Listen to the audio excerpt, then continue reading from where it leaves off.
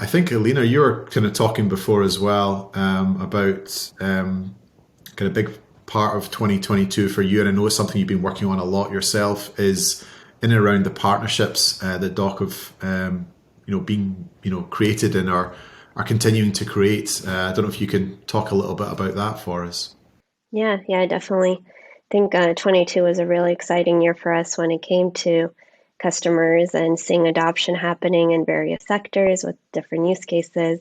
It's pretty amazing to see this technology that we work on all day long actually in the hands of customers, with them issuing credentials to their recipients, whether those are students or workers or patients, and seeing them recognize the value that can be put behind credentials when they are, when they do use Doc's technology behind it. And I think it's also coming back to your point about UX too. I was thinking as well about the learnings for our team that we've received from these customers starting to use our technology, seeing how they're consuming it, the importance of having really good user experience, whether that's in making it easier for them to understand the technology or abstracting away a lot of the technical aspects of it.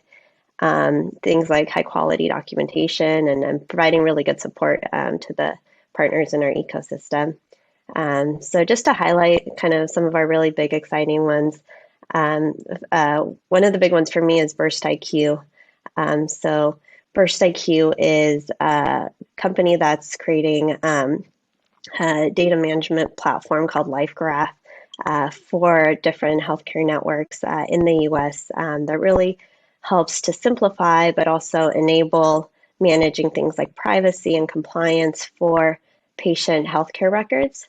And they're also using it for verifying health workers as well. And so they've adopted Doc's API in order to enable their customers to issue verifiable credentials for this health data.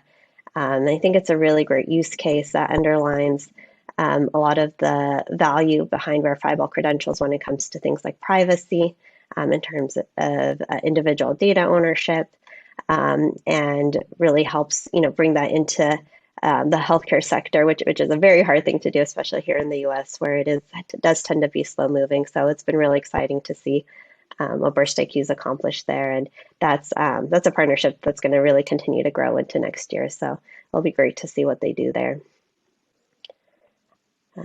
Another big one to highlight too from the year is Auth0. So Auth0 listed Doc's Web3 ID product in their marketplace. So Web3 ID is a blockchain-based tool for authentication and authorization, essentially allowing platforms to enable users to access their platforms using a DID, which is great because it essentially removes the need for these platforms to store private information for these users accessing their platforms, and really removes a lot of that liability for the platforms, and also enables a much more private experience for individuals.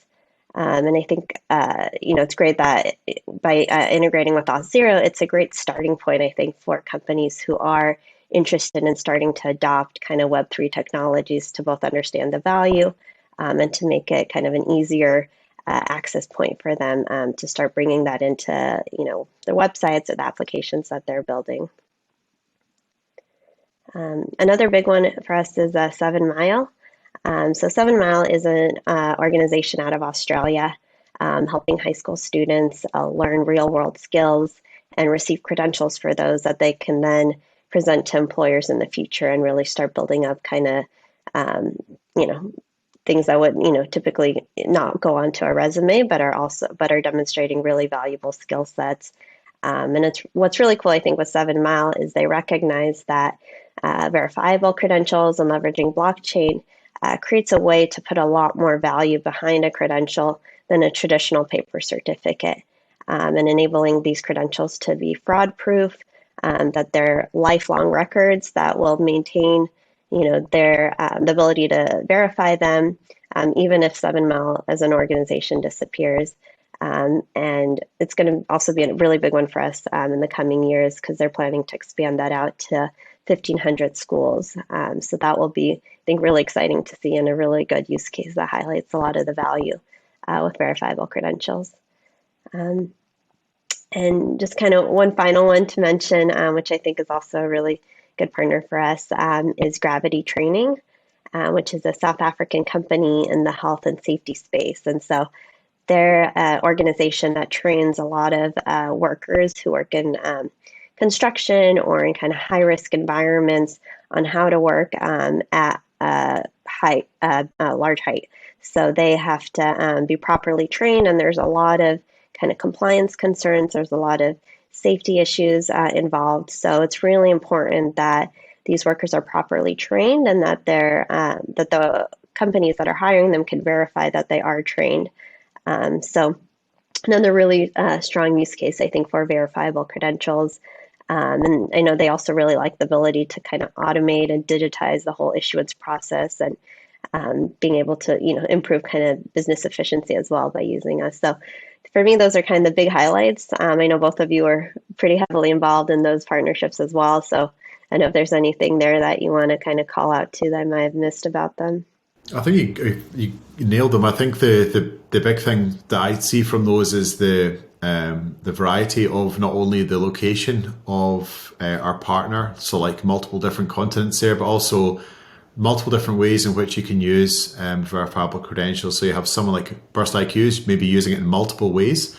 The ability to control potentially healthcare records, but also and from a workforce setting, the ability for medical staff to be able to control and manage their own kind of training. You've got something like Auth0, which is using credentials for login, passwordless login. And then you've got maybe more traditional uses or more common uses with 7 Mile and Gravity, which is probably both can be lumped in with kind of education and training certification. So, but I think it just shows you like the different ways that credentials can be used, and then just the absolute global spread of companies looking to adopt the technology. Mm-hmm. Yeah, definitely. It's interesting to see how in some ways verifiable credentials are kind of replacing traditional credentials, and then in other ways they're kind of unlocking new functionality that would have doesn't exist at all with traditional methods of credentialing. And I think that's really exciting for me, where seeing how customers are using this and adopting it, because there's so many learnings for us as well to understand better how how these credentials could bring them value. Yeah, I totally agree. And I think one of the cool things with each of these examples you've given is just they've been great partners from all of that. They've helped us learn new things about the spaces they're in, and they've given us fantastic feedback on improvements we can make. And it's just been it's a partnership, and I think using that word is important, and that it is a two-way street. And I think it's been great for us, and hopefully it will continue to be for them too. Definitely. Yeah, partnerships have been interesting. I think that'll be something that's going to be exciting. I know there's quite a few discussions ongoing just now, and they continue to grow.